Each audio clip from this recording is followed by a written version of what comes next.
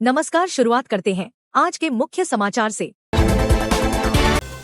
बिहार की राजनीति में नीतीश कुमार की खासियत अगर 3C क्राइम, करप्शन और कम्युनलिज्म के प्रति जीरो टॉलरेंस को लेकर बनी है। इसके साथ ही गठबंधन की राजनीति में उलटफेर के कारण भी। इसलिए खबरों की दुनिया में शायद ही कोई ऐसा नेता होगा जिसके पाला बदलने के नाम पर अखबारों में सुर्खियां पाई हैं। बिहार को एक बार फिर विशेष राज्य का दर्जा नहीं मिला है।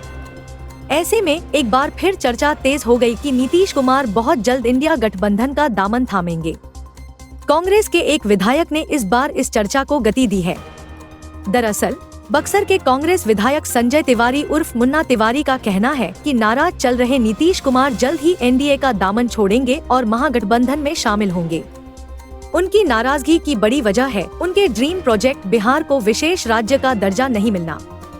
मुन्ना तिवारी के अनुसार केंद्र सरकार का सीधे सीधे न कहने के कारण नीतीश कुमार इतने नाराज हो गए कि नीति आयोग की बैठक तक में नहीं गए। दरअसल इस तरह की खबर उठने के आधार में नीतीश कुमार स्वयं भी हैं। उनके साथ कार्य कर रहे राजनीतिक लोगों को भी पता नहीं चलता कि किस कारण से नाराज हो जाएंगे और खुश। लेकिन एक सच्चाई यह भी है कि इनकी राजनीतिक नाराजगी प्रकट होती भी है तो इनके सबसे करीब साथी के कंधे पर सवार होकर एनडीए में आना होता है, तो वे इसका कारण अपने करीबी संजय झा की राय को बताते हैं, या फिर महागठबंधन में जाना होता है तो विजेंद्र यादव का नाम आता है। राजनीतिक गलियारों में यह चर्चा है कि नीतीश कुमार राजनीति को अपने इर्द गिर्द रखने के लिए और साथ ही साथ सामने वाले को राजनीतिक हैसियत दिखाने के लिए भी करते हैं। और इसके लिए जिन दो शब्दों का सबसे ज्यादा सहारा या कह सकते हैं राजनीतिक इस्तेमाल नीतीश कुमार ने किया, वह शब्द है सांप्रदायिकता और जंगल राज। जंगल राज कह एनडीए के साथ और सांप्रदायिकता के आरोप के साथ महागठबंधन के साथ राजनीतिक पेंग भरते रहते हैं, वह भी मुख्यमंत्री की कुर्सी की सलामती के साथ। खास बात यह भी है कि उनकी अंतरात्मा कब जाग जाती है इसका भी पता उनके करीबियों को नहीं चलता है और फिर एक झटके में नीतीश कुमार पता बदल लेते हैं। मुख्यमंत्री नीतीश कुमार को लेकर अक्सर गठबंधन बदलने की बात होती है, तो इसकी वजह भी है। अतीत की घटना पर नजर डालेंगे तो स्थिति स्पष्ट होती दिखेंगी। वैसे वे बात बात पर नाराज हो जाते हैं, वैसे तुनुक मिजाज भी हैं और आत्मा की आवाज भी सुनते रहते हैं, फिर एक झटके में पलटी मार लेते हैं। लेकिन इस बार जितनी आत्मीयता और समर्पण का भाव दिखाया है उससे ऐसा लगता है कि अब वे कहीं इधर से उधर नहीं जाएंगे। इसके पीछे कारण भी है कि उन्हें अब सिर्फ सीएम की कुर्सी नहीं बचानी है बल्कि अपनी पार्टी को भी बचाए रखना है। और उससे भी बड़ी बात है कि उम्र के जिस पड़ाव पर हैं, वहां ज्यादा भाग दौड़ की संभावना नहीं है। डिप्टी सीएम केशव प्रसाद मौर्य ने संवैधानिक पद पर रहते हुए 14 जुलाई को एक सार्वजनिक बयान जारी किया था, जिसमें उन्होंने कहा था कि सरकार से बड़ा पार्टी का संगठन होता है। संगठन सरकार से बड़ा है।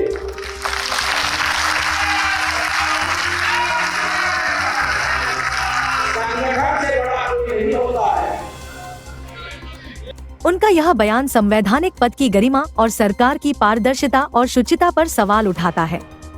उत्तर प्रदेश के उप मुख्यमंत्री केशव प्रसाद मौर्य के इस बयान के खिलाफ इलाहाबाद हाई कोर्ट के अधिवक्ता मंजेश कुमार यादव ने याचिका दायर की है। याचिका में आरोप है कि मौर्य ने संवैधानिक पद पर रहते हुए यह बयान देकर संविधान की मर्यादा का उल्लंघन किया है।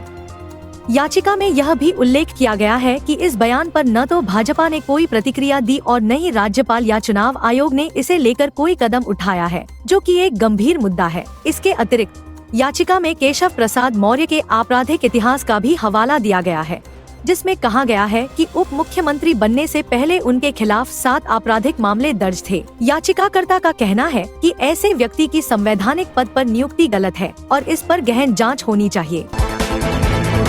उत्तर प्रदेश विधानसभा में मुख्यमंत्री योगी आदित्यनाथ का रौद्र रूप देखने को मिला। सीएम योगी ने कहा कि मैं यहाँ नौकरी करने नहीं आया, प्रतिष्ठा चाहिए होती तो मठ में ही मिल जाती। सीएम ने कहा कि जो प्रदेश की बेटी और व्यापारियों की सुरक्षा में सेंध लगाने का कार्य करेंगे उनके खिलाफ मेरा दायित्व बनता है कि मैं उनके खिलाफ कार्रवाई करूं। मैं यहाँ नौकरी करने नहीं आया हूँ, मैं यहाँ आया हूँ कि अगर कोई गलत करेगा तो वो भुगतेगा। जो प्रदेश के अंदर अराजकता पैदा करके सामान्य लोगों का जीना हराम करते हैं, मेरा दायित्व बनता, मैं यहाँ नौकरी करने नहीं आया हूँ। पता ही नहीं। मैं यहां पे इस बात के लिए आया हूं कि अगर वो करेगा तो भुगतेगा भी फिर, और इसीलिए मैं यहां पे आया हूं कि हम लोग उससे लड़ेंगे। ये लड़ाई हमारी सामान्य लड़ाई नहीं है। सीएम योगी ने कहा कि कल की जो गोमती नगर की घटना है उसकी सूची मेरे पास आई है। सीएम ने कहा कि पहला आरोपी पवन यादव है और दूसरा मोहम्मद शबाज है।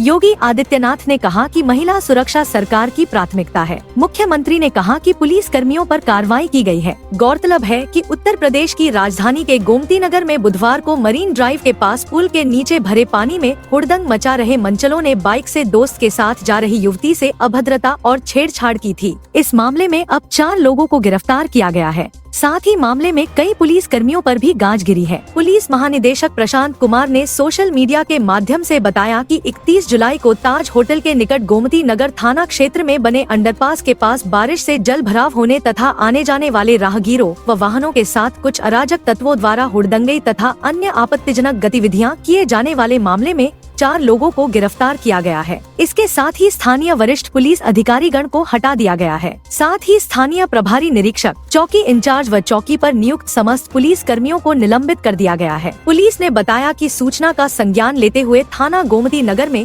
प्राथमिकी दर्ज की गई है। अराजक तत्वों की गिरफ्तारी के प्रयास के क्रम में 4 अभियुक्तों को गिरफ्तार कर लिया गया है तथा प्राप्त साक्ष्य व सीसीटीवी फुटेज के आधार पर सुसंगत धाराओं में वृद्धि की गई है।